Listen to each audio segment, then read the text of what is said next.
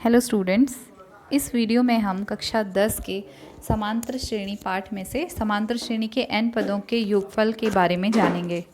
तो बच्चों, यदि किसी समांतर श्रेणी का प्रथम पद आपको a और सार्वंतर d ज्ञात हो तो समांतर श्रेणी व्यापक रूप में तो a plus d, a plus 2d, a plus 3d और nवां पद a plus n minus 1d इस तरह से होती है, क्योंकि प्रत्येक पद में सार्वंतर जुड़ता रहता है आगे बढ़ने पर। तो इसके n पदों का योगफल निकालने के लिए सूत्र होता है Sn बराबर n बट्टे 2a प्लस n ऋण 1 गुणा d। तो इसमें Sn जो है ये n पदों के योगफल को दर्शाता है और n है पदों की संख्या। आपसे जितने भी पदों का योगफल निकालने के लिए कहा जाएगा वो n को दर्शाएगा। तो ये समांतर श्रेणी के n पदों के योगफल को ज्ञात करने के लिए सूत्र है।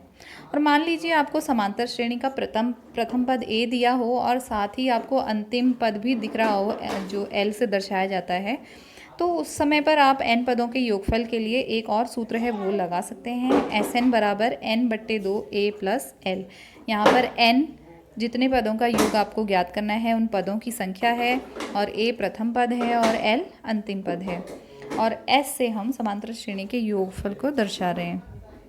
चलिए एक उदाहरण के द्वारा समझते हैं कि हम किस प्रकार से किसी समांतर श्रेणी के n पदों के योगफल को ज्ञात कर सकते हैं। देखिए, हमें एक AP दी गई है 5, 12, 19, 26 और इसके 20 पदों का योगफल ज्ञात करने के लिए आपसे कहा गया है।